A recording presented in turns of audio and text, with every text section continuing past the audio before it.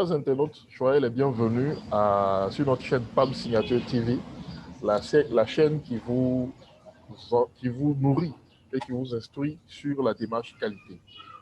Nous sommes à notre troisième interview avec notre ami Daniel T de Guinée-Conakry qui va toujours se présenter. Aujourd'hui, nous avons décidé de parler du food fraud. Je vais d'abord laisser la parole à Daniel, il va se présenter et on va rentrer dans le vif du sujet. Bonjour, mon nom c'est Daniel et je commence à être habitué à votre chaîne.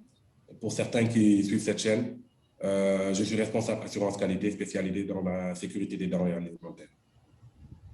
Ok, bienvenue Daniel à notre chaîne dont tu es devenu plus qu'un abonné, tu es même un acteur très important de cette chaîne. Alors, le food fraud, qu'est-ce que c'est? Le food fraud, en fait, en gros, c'est un terme le food fraud, c'est un terme qui est vraiment introduit dans la sécurité des denrées alimentaires. Ça englobe beaucoup de points. C'est-à-dire, en gros, c'est la falsification des denrées alimentaires qui peut être, par dichotomie, nous pouvons dire que la food fraud, c'est la substitution, l'ajout, la dénaturation délibérée ou intentionnelle des produits alimentaires.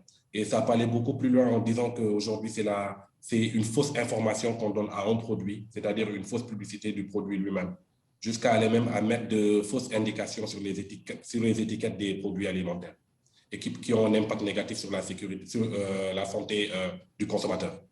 Okay. Puisque nous sommes en train de parler de la norme ISO 22000 qui est liée à l'agroalimentaire, quels sont les objectifs du food fraud dans un système de management de la sécurité des denrées alimentaires? Okay, les objectifs de la food fraud dans la SMSDA, c'est-à-dire la sécurité des denrées alimentaires, déjà, il faudrait mettre en place pas mal de jalons pour pouvoir maîtriser ce point-là. Le premier point, c'est déjà maîtriser la vulnérabilité des produits. Et qui parle de vulnérabilité plate d'études, parle d'études VASAP. Nous avons parlé dans un premier temps du plan HACCP. Il y a aussi le plan VASAP qui signifie Vulnerability Either Critical Control Point. Et par rapport à ça, il faudrait mettre en place une procédure pour gérer la traçabilité du produit, son origine, sa composition en tant que telle. Et l'organisme peut aller jusqu'à mettre un plan par rapport à la construction de l'usine pour respecter la marche en avant, pour éviter tout ce qui est contamination croisée. Et aller même beaucoup plus loin à vérifier les dossiers de validation de leurs fournisseurs, faire des analyses de libération à la réception. Et pour la validation, ils peuvent aller à un point pour regarder la composition du produit qu'ils leur livrent. Est-ce qu'ils font les contrôles des allergènes? Est-ce que tous ces points-là sont mis sur les cahiers de charges des fournisseurs, des fabricants? Ok. Donc, en quelque sorte, la food fraud, tout simplement, nous permet de pouvoir donner la bonne information aux consommateurs, en un mot. Effectivement, parce que souvent, c'est à des buts économiques que les gens font la food fraud.